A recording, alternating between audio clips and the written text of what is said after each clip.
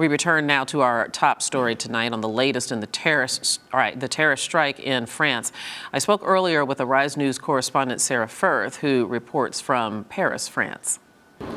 Sara, I see a very deserted street and area behind you. What's the mood like right now in Paris? Well, I think Paris, very much a wary city at the moment. You had that massive unity march that took place on Sunday, an estimated 1.5 million people marching in Paris alone.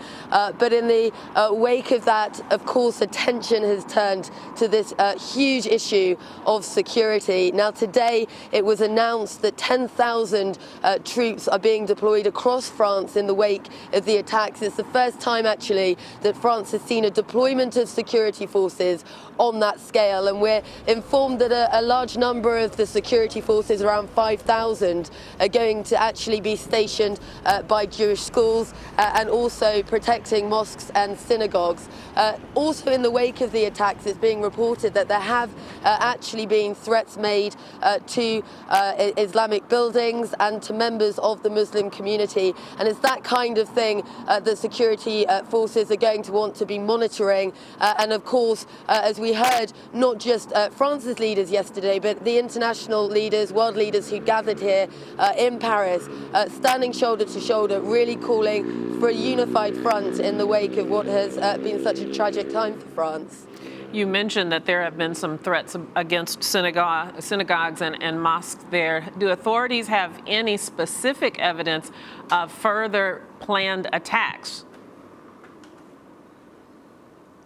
Well, that's not the kind of information that security forces would be disclosing, but I can tell you from security sources there is absolutely a sense of high alert. In fact, the defense minister saying today about that deployment that is because the threat remains present. So expect to see that high security level in France here for many, many weeks to come. You mentioned at the very top of your report, of course, that very large, very successful rally. Millions of people gathered together, leaders from all over the world. But that rally also was not short on controversy either, was it? It wasn't. There was controversy. I think a lot of criticism, actually, at some of the world leaders gathered. A lot of people very quick to point out that some of those gathered who were here defending freedom of expression, something France holds very, very dear, and they feel was attacked when that Charlie Hebdo, that satirical magazine's officers, were attacked, leaving 12 dead. But many of those world leaders turning out to support freedom of expression, people saying, actually often accused and criticised for suppressing freedom of expression in their own country. So a lot of criticism there. You also had the US come in for some criticism that they didn't send a high-level representative. Today, the White House press secretary saying that it would be fair to say they should have perhaps sent a higher representative.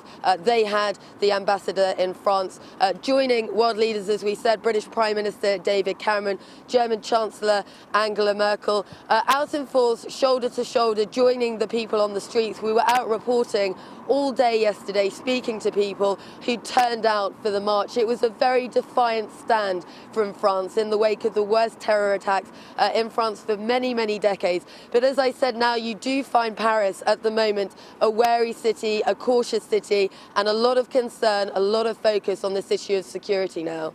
Let's turn toward suspects or possible accomplices. As I understand it, the authorities don't know how many accomplices the suspects that were killed might have had to pull off these two terror attacks. We do know that the common law wife of Amadei Coulibaly was able to escape, and authorities believe she's in Syria. Have you heard any more today about whether or not there are any other accomplices that the authorities are trying to apprehend?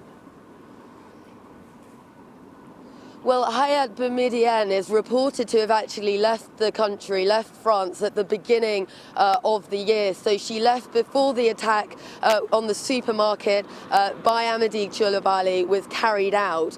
And a CCTV footage emerging today being reported to show her at an Istanbul airport in Turkey, and it's now thought she is in Syria. So security services still looking to track her down, but you're you're right, all the links are going to be being examined right now.